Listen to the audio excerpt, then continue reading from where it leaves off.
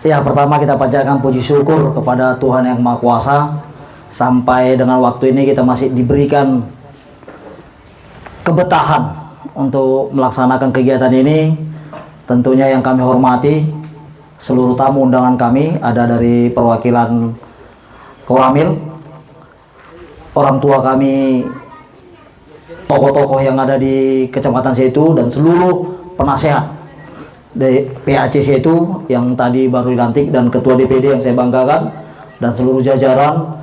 Ada Pak Penasehat. Kalau saya lihat Pak Penasehat ini, saya ingat beliau ini pertama kali berjuang di Pemuda Batak Bersatu di Sukatani terkait menolak yang namanya intoleransi.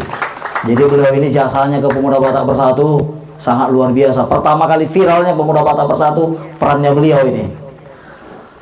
Yang saya banggakan Ketua DPC beserta jajaran Bapak Nixon, dan saya ucapkan selamat buat PAC Setu yang baru menerima SK dan baru dikukuhkan. Saya mau sedikit bercerita. Kita menjalankan organisasi ini harus konsisten. Harus konsisten. Jadi ini saya sedikit bercerita, mungkin agak makan waktu. Jadi ada di sebuah kota, ada seorang pengusaha sukses.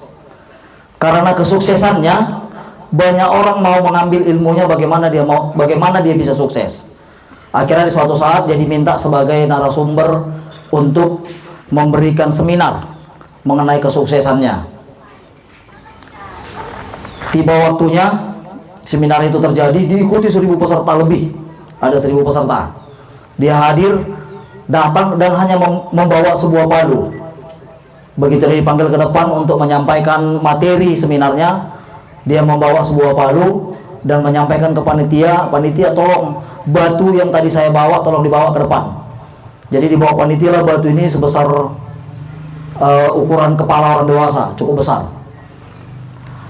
Lalu dia diam dan dia memukulin batu tanpa bicara sepatah kata pun.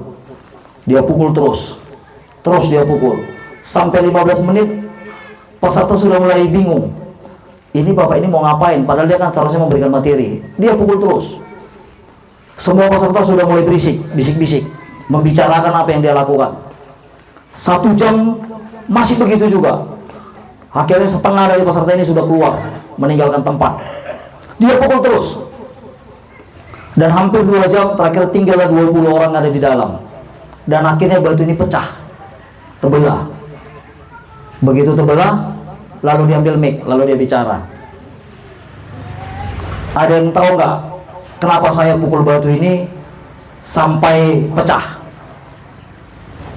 Dia mau menyampaikan, untuk mencapai sebuah keberhasilan dibutuhkan konsisten, tanpa harus memperdulikan berapa banyak orang yang meninggalkan dia. Walaupun hanya tinggal 20, dia tetap konsisten dengan apa yang dia lakukan. Dia tidak peduli berapa banyak orang yang mencibir dia. Dia tidak peduli berapa banyak orang yang ngomongin apa yang dia lakukan. Dan dia tidak peduli berapa banyak energi, tenaga yang dia keluarkan. Artinya, Pemuda Batak Bersatu begitu, Ketua. Tetap konsisten. Karena konsisten membutuhkan komitmen dan kesabaran.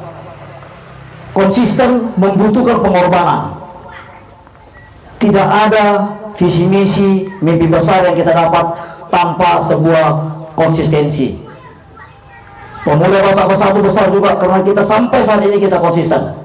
Kita konsisten hadir di tempat orang yang berduka. Kita hadir di tempat orang yang sedang berkesusahan. Pemuda Batak Bersatu tidak selalu hadir di tempat orang-orang yang sedang bereuforia dan berpesta-pesta. Kehadiran kita di masa Covid, kehadiran kita di saat orang berduka, semua orang tidak berani datang.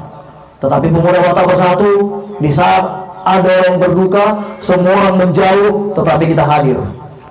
Tepuk tangan buat Pemuda Batak Bersatu. Dan ini harus kita kerjakan tetap dengan konsisten. Harus konsisten. Mau orang membicarakan apapun tentang kita, itu tidak perlu kita pedulikan. Mau sebanyak apapun orang meninggalkan kita, itu juga tidak perlu kita hiraukan. Tetap kita konsisten. Karena apa? Karena orang-orang bertahan adalah orang-orang yang punya komitmen untuk bagaimana Pemuda Batak Bersatu tetap bisa menjalankan visi misi dan mimpi besarnya, kita bisa menjadi organisasi yang diterima di seluruh lapisan masyarakat. Itu harapan dan tujuan kita.